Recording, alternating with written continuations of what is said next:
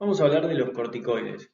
Esta familia de hormonas, como vamos a ver, que son producidas en la glándula adrenal. Si recuerdan, la glándula adrenal está formada por la corteza y la médula. ¿Mm? Esta corteza que es la zona exterior y la médula la zona central.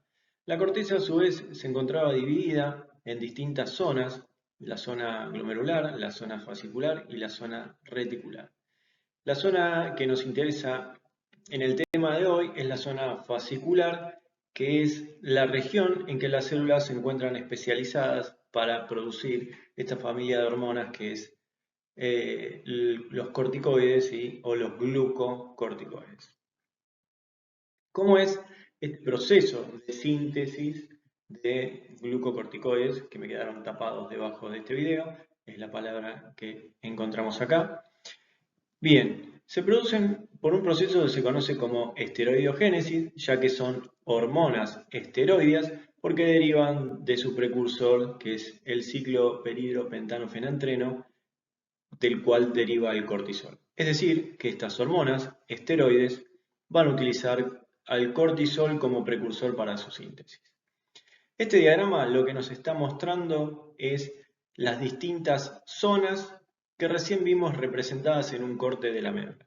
La zona reticular, la zona fascicular y la zona glomerular.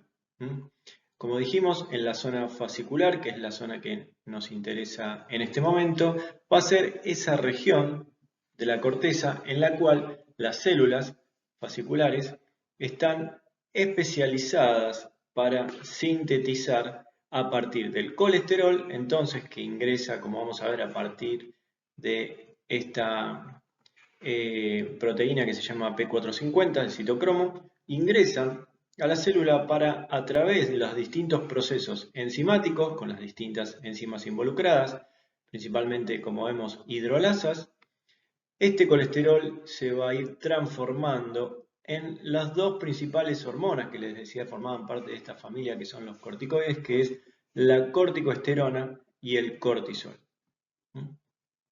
Las otras capas, muy relacionadas entonces porque forman parte también de la corteza y además porque utilizan su precursor el colesterol, sintetizan otras hormonas estudiadas oportunamente como los mineralocorticoides, la aldosterona como el ejemplo de ella, o los andrógenos. Bien, la androstenediona como un andrógeno y la aldosterona, como les decía, como mineralocorticoide.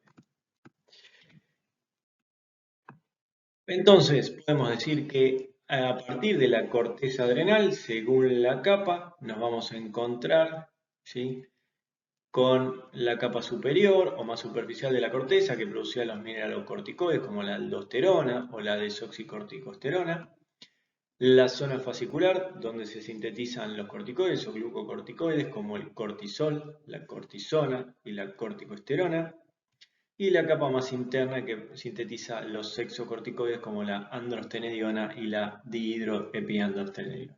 Nosotros hoy entonces nos vamos a centrar principalmente en estos glucocorticoides representados por el cortisol y la cortisona en mayor proporción.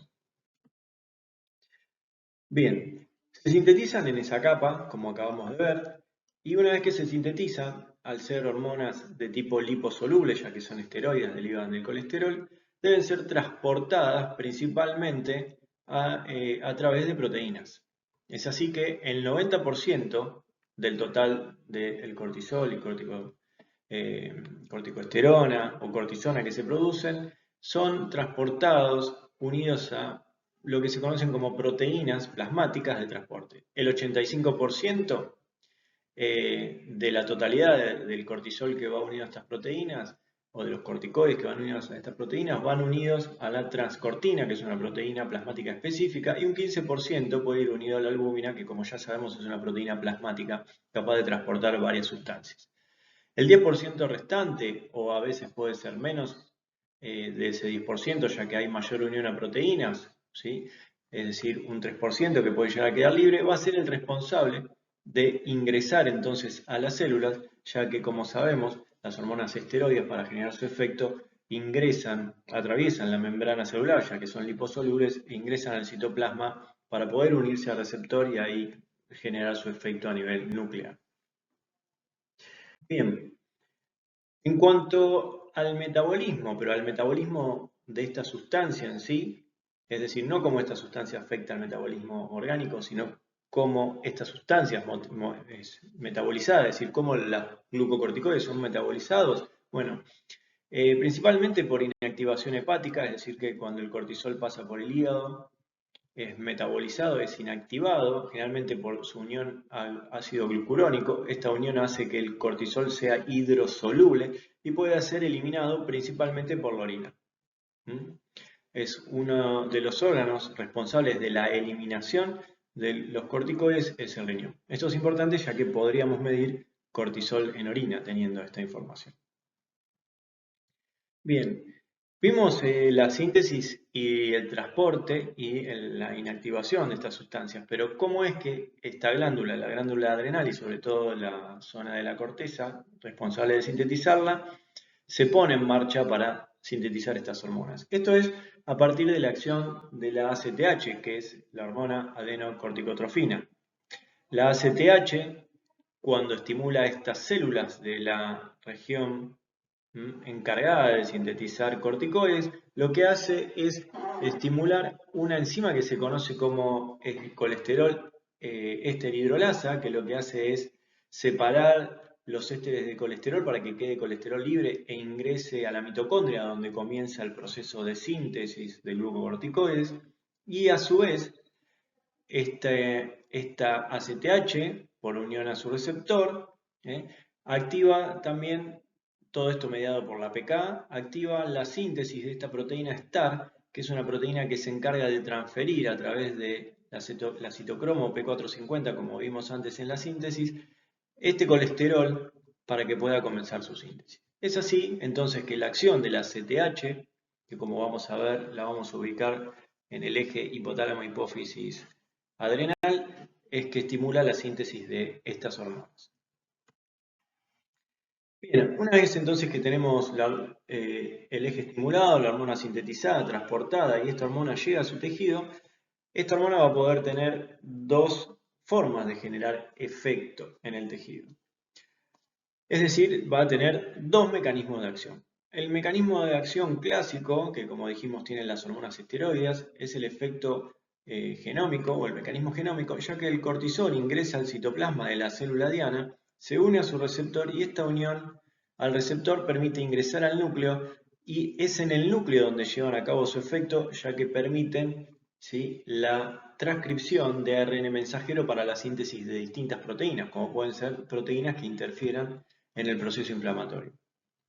Bien, ahora es importante que recordemos que los glucocorticoides tienen la posibilidad de generar efectos también que son de tipo no genómicos. Se observa que el glucocorticoide, a pesar de ser una hormona esteroide liposoluble con mecanismo de acción genómico, existe la posibilidad de que éste se una a receptores de membrana. La unión a receptores de membrana van a ser entonces responsables de efectos de tipo no genómicos y que son efectos que se observan son más rápidos, más cortos en el tiempo. Esto es esperable, ya que esta unión a receptor desencadena directamente un evento, ¿sí? Como puede ser la elevación de AMP cíclico y la activación de una enzima o una proteína, a diferencia de lo que sucede cuando el cortisol ingresa al núcleo y tiene que activar todo el mecanismo génico para que se transcriban y traduzcan proteínas. Bueno, ¿cómo es la regulación de este cortisol? Esto responde a un eje y el eje está formado por el hipotálamo, la hipófisis y la glándula. Sabemos que el lugar de síntesis de estos cortisol, ¿sí? O estos glucocorticoides, es la glándula suprarrenal. Esta glándula, como vimos, responde a una hormona que se conoce como ACTH o adenocorticotrofina, que es producida por la adenohipófisis en respuesta a un estímulo superior que proviene del hipotálamo. Y este estímulo está dado por la CRH o hormona liberadora de corticotrofina. Es así que este eje es activado a partir del hipotálamo que libera CRH a la adenohipófisis libera ACTH a la glándula produce cortisol con sus efectos y evidentemente con una retroalimentación negativa para que este eje esté controlado. Bien, pero ¿cuáles son los estímulos que pueden estimular, valga la redundancia, la activación de este eje? La secreción de corticoides, en relación a este eje está dada por un ciclo circadiano, por un lado, es decir, que el reloj endógeno, ¿sí?, formado por el núcleo supraquiasmático, va a ser encargado de estimular una secreción cíclica diaria de glucocorticoides, es decir, que diariamente va a haber un patrón de secreción que se repite día a día, y esto se conoce como ciclo circadiano. Y además hay un estímulo muy importante que debemos recordar para la secreción de glucocorticoides a partir de la estimulación de este eje, que es el estrés. Es decir que dos estímulos muy importantes para la secreción de glucocorticoides va a ser uno de ellos, la respuesta cíclica circadiana, y otra, la respuesta que ocurre en cada situación de estrés a la cual se va a enfrentar ese organismo. Si observamos la secreción diaria, ¿sí?, acá tenemos en horas las 12, desde las 12, ¿sí?, de la noche, transcurre todo lo que sería la noche, la mañana hasta las 12 del mediodía, y así del mediodía hacia la noche. Vemos que en especies diurnas, es decir, aquellas especies que tienen hábitos diurnos, es decir, que su vida la realizan a lo largo de las horas luz, vemos que la secreción máxima de glucocorticoides se da a primera hora de la mañana. Acá vemos concentración de cortisol y ocurre a primera hora de la mañana. Esto se explica ya que, como vamos a ver, las glucocorticoides son hormonas esencialmente hiperglucemiantes y el individuo, luego de estar toda la noche en ayunas, ya que se supone que este individuo estaba durmiendo, tenía niveles decrecientes de la glucosa ya que no había ingesta. Entonces, el cortisol va a ser una hormona que se encarga de cada mañana en estas especies diurnas permanecer o aumentar el nivel, ¿sí?, de la glucemia a partir de su efecto hiperglucemiante por aumento del nivel de cortisol a la mañana, cuando el individuo se entiende que se despierta y comienza con sus actividades diarias. Bien, ahora hablando específicamente de las funciones de los glucocorticoides. Las funciones se pueden dividir, ya que el efecto de los glucocorticoides es ubicuo, es decir, actúa prácticamente en todas las células del organismo, a diferencia de otras hormonas. Los efectos se pueden dividir en efectos metabólicos o funciones metabólicas y efectos o funciones no metabólicas. En cuanto a las metabólicas, se refiere a todo lo que tiene que ver con lo que ocurre en el metabolismo de los hidratos de carbono, de las proteínas y de los lípidos. En el caso de los hidratos de carbono, aumenta la gluconeogénesis, es decir, el aumento de la síntesis de glucosa. Dijimos que son hormonas hiperglucemiantes. A pesar de esto, en condiciones fisiológicas, es decir, con esta liberación circadiana que hay de cortisol y ser una hormona hiperglucemiante, es decir, de elevar la glucemia en sangre, la glucosa en sangre, que lo conocemos como glucemia, puede depositar glucógeno como reserva. Es decir, que a pesar de ser una hormona hiperglucemiante, en condiciones, en valores fisiológicos de corticoides, también hace un depósito de glucógeno para un futuro, ¿sí?, una futura necesidad de elevar la glucemia. Y facilita el ingreso de la glucosa a los tejidos. En cuanto a las proteínas, esta hormona es proteolítica, ¿sí? Esto lo hace en tejido muscular, sobre todo para obtener sustratos para la síntesis de glucosa y elevar la glucemia. Sin embargo, a nivel hepático, estimula la síntesis de proteínas, pero proteínas hepáticas se refiere a proteínas que van a formar parte de la vía sintética. ¿Qué es la vía sintética? Justamente las vías sintéticas que van a permitir formar glucosa o depositar glucógeno.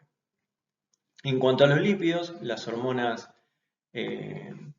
estas hormonas esteroides como el cortisol, ¿sí?, o la corticosterona, son lipolíticas, aumentan la lipólisis. Esto es lo mismo, para poder ¿sí? Elevar la glucemia, obtener sustratos para elevar la glucemia. Bien, tenemos que entonces, si hablamos de corticoides, no podemos dejar de hablar del estrés. El estrés, entonces, es importante que lo definamos y tengamos en claro que es una reacción fisiológica. El estrés no es patológico. El estrés es una adaptación del organismo al cambio. El estrés es la respuesta que da el organismo cada vez que hay un cambio. Este estrés puede ocurrir en el corto plazo, lo que se conoce como estrés agudo, o puede ocurrir en el largo plazo. Cuando ocurre en el largo plazo, es decir, este estrés que se sostiene en el tiempo, este es el tipo de estrés que puede convertirse en un estrés patológico o lo que se conoce como distrés. ¿Por qué?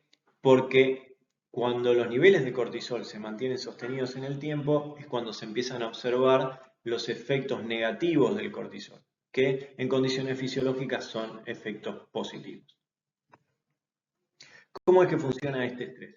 Bueno, como dijimos, la situación de estrés identificada por el individuo, el estrés puede ser el frío, el estrés puede ser una mala nutrición, el estrés puede ser un ruido fuerte, ¿sí? El estrés puede tener un componente psicológico, etológico en el caso de los animales, pero en definitiva el estrés es multicausal y va a activar este eje. ¿Sí? Obviamente por estimulación del sistema nervioso central y principalmente el hipotálamo, que como dijimos era el liberador de la CRH, que era esta hormona que iniciaba todo el eje hipotálamo-hipófisis-adrenal. Si este estrés es de tipo agudo, la hormona no es el glucocorticoide responsable, sino que la hormona responsable, como ya sabemos, en una reacción de alarma-huida, que es un estrés agudo, la responsable son las catecolaminas. Es así que si esta situación estresante se mantiene en el tiempo, el animal está sometido a una temperatura fría todos los días, es que el estímulo se mantiene constante y comienza a funcionar entonces el eje que activa la zona adenohipoficiaria con liberación de ACTH y es ahí donde tenemos presencia de cortisol. Bien, ¿qué efectos no metabólicos tiene el cortisol y que son necesarios pero que sostenidos en el tiempo pueden ser deleterios, es decir, pueden ser nocivos? Uno de ellos es su importante acción antiinflamatoria. El glucocorticoide ingresa, supongamos que esta parte del diagrama que observamos acá es una célula del sistema inmune o una célula inflamatoria, es una célula que produce sustancias inflamatorias, como ser las citocinas. Bien, esta célula que es estimulada por citocinas y produce más citocinas y aumenta el fenómeno inflamatorio, puede ser regulada por el glucocorticoide. ¿Cómo funciona esto? Bien, el glucocorticoide ingresa al citoplasma según el receptor, ¿sí? Y la unión a este receptor permite ingresar al núcleo y transcribir una proteína que se llama IKB, ¿sí? O inhibidora del complejo KB, que va a salir al citoplasma y se va a unir a esta otra proteína que se llama NF-κB. ¿Sí? Este factor es estimulado por la citocina inflamatoria y si no fuera inhibido por esta IKB, producto del efecto del glucocorticoide, este complejo, ¿sí? Si no fuera inhibido por IKB, entraría al núcleo, ¿sí? Que es acá, es este complejo que vemos si no se inhibe al IKB gracias al corticoide, entraría al núcleo y estimularía en ese núcleo la síntesis de más citocinas, que como dijimos son inflamatorias. Es así que el glucocorticoide, entonces, a partir de estimular la síntesis de un inhibidor del NF-κB o de unirse directamente el complejo al NF-κB, es que tiene una potente acción antiinflamatoria modulando la respuesta de estas células. ¿Cómo se traduce este efecto que lo vimos a nivel individual? Bueno, se traduce en una disminución de los mediadores de la inflamación, es decir, de las citocinas, como acabamos de describir. Esto hace que disminuya la funcionalidad de las células del sistema inmune. Estas células del sistema inmune son responsables en el caso de los polimorfonucleares, los neutrófilos, de migrar. Esto se ve disminuido porque disminuye la acción de estas células. Y como sabemos, los glucocorticoides eran responsables de la producción de lo que se conoce como tríada de entorno. Los glucocorticoides aumentan los niveles de neutrófilos en sangre, lo que se conoce como neutrofilia, disminuye los niveles de eosinófilos en sangre, lo que se conoce como eosinopenia, y lo mismo para los linfocitos, produciendo linfopenia. Esto es el efecto entonces de esa modulación antiinflamatoria que tienen los glucocorticoides. Otro efecto antiinflamatorio de los glucocorticoides es sobre lo que se conoce como la cascada inflamatoria. Nuevamente ubiquémonos en que estamos en una célula. La célula, cuando va a actuar o cuando va a trabajar en un proceso inflamatorio, a través de sus lípidos de membrana y por la acción de una fosfolipasa A2, los degrada y obtiene un ácido que se conoce como araquidónico. Este ácido araquidónico es sustrato para que otras enzimas, como por ejemplo la COX o ciclooxigenasa, produzcan prostaglandinas que producen dolor o produzcan tromboxanos que favorecen la agregación plaquetaria, o por otras vías como la de la lipoxigenasa, produzca leucotrienos que producen inflamación.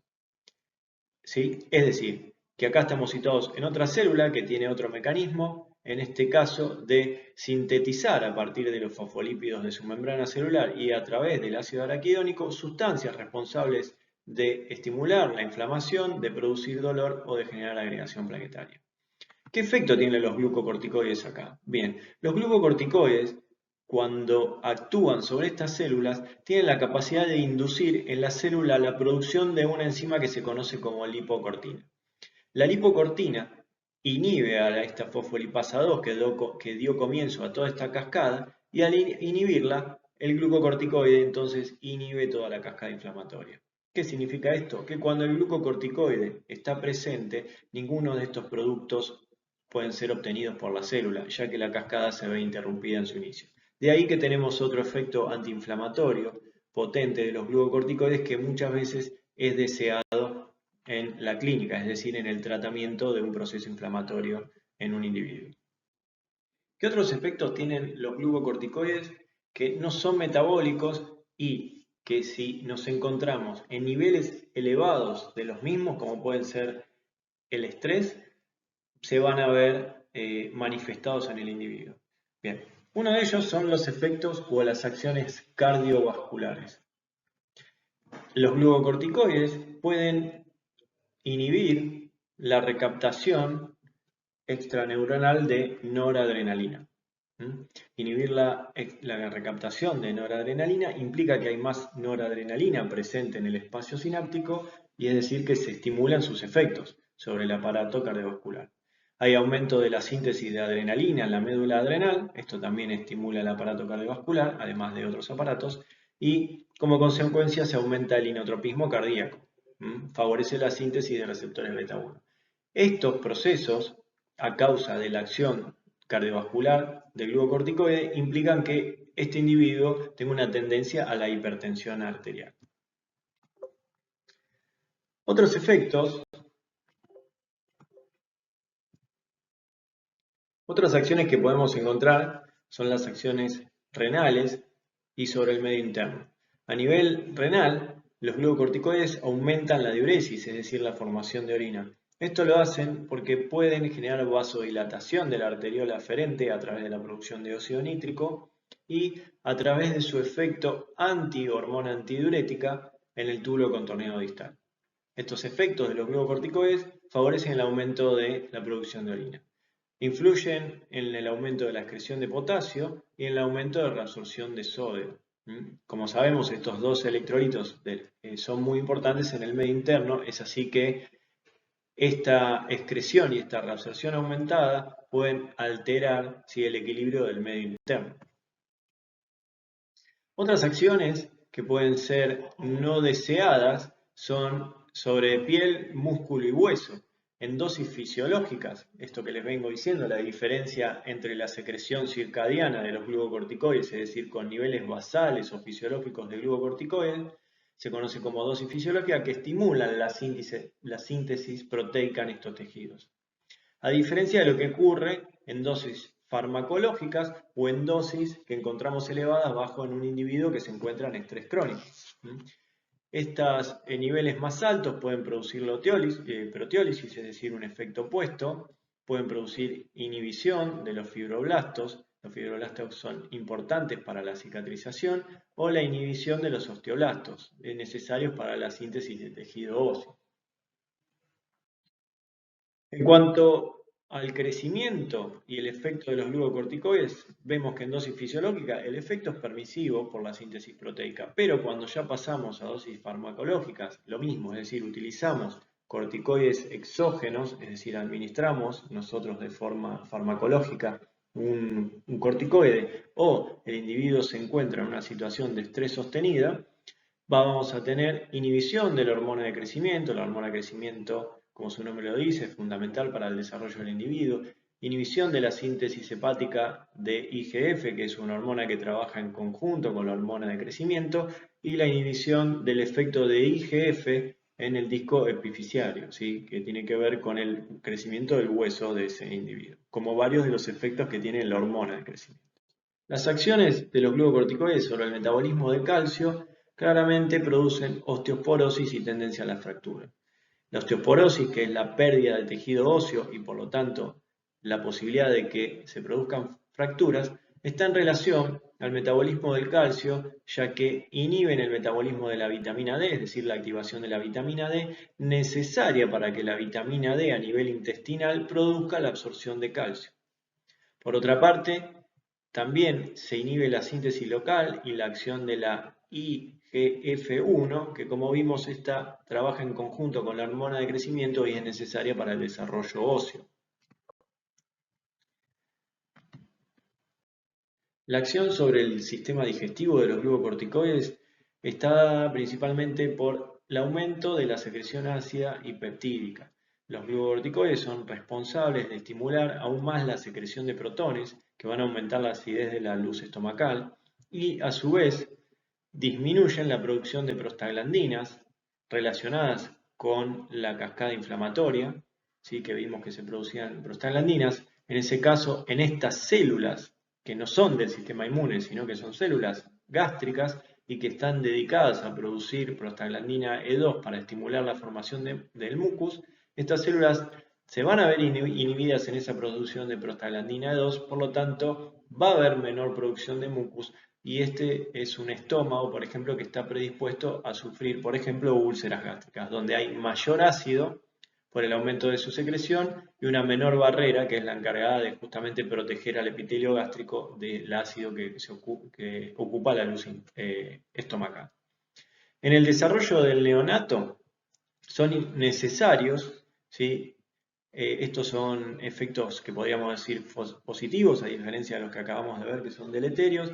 Son necesarios para la producción del factor surfactante. El factor surfactante evitaba el colapso de los alvéolos, estimula el desarrollo de la mielina. Esto tiene que ver con la transmisión nerviosa, es muy importante. El desarrollo de la retina y son necesarios en lo que conocemos como lactogénesis 2, ¿sí? Que tiene que ver con todo lo que es glándula mamaria. Bien, con esto terminamos entonces con las generalidades y algunos de los efectos no metabólicos y metabólicos de los glucocorticoides. Gracias.